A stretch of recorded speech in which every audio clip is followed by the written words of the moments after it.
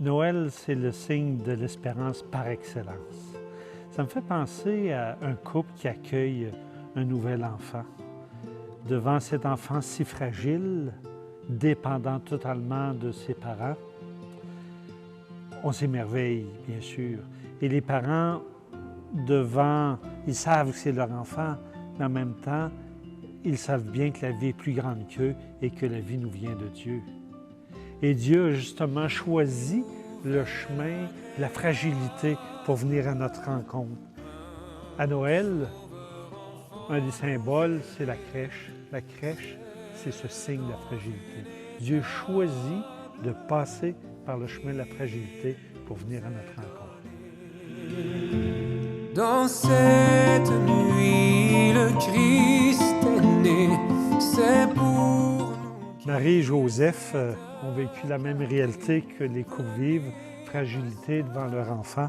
En plus, avec ce qu'ils avaient vécu avant la naissance, ça avait été tellement difficile qu'ils intuitionnaient que le chemin serait ardu pour accompagner cet enfant jusqu'à la maturité, jusqu'à son plein épanouissement. Oui, Dieu a choisi de prendre cette fragilité pour venir nous rencontrer. Agréable, un sauveur enfant nous est né. La promesse du salut réalisée dans le Christ Jésus se vit à travers l'incarnation de Jésus. Marie et Joseph l'ont accompagné avec le meilleur de ce qu'ils pouvaient dans les circonstances de leur époque.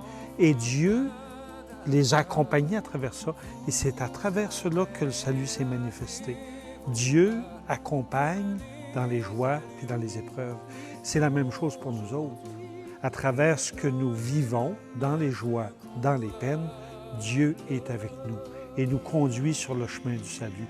Quand on est habité de cette espérance-là, qu'on chante à Noël, « Gloire à Dieu au plus haut des cieux », c'est qu'on sait, même s'il y a des épreuves sur notre route, que Dieu est avec nous. Et ça nous donne courage pour avancer, pour que nous-mêmes, on soit signe de salut pour notre monde aujourd'hui. À notre tour, nous aussi, nous pouvons, au cœur de notre vie, tant dans les joies que dans les peines, y trouver chemin de grâce. Le Seigneur nous accompagne dans tout ce que nous vivons. Aux gens de Limoilou, à tous nos amis visiteurs, je veux vous souhaiter un très joyeux Noël, que l'espérance de Noël, apportée par Jésus, nous permette de vivre notre propre mission pour porter la lumière au monde.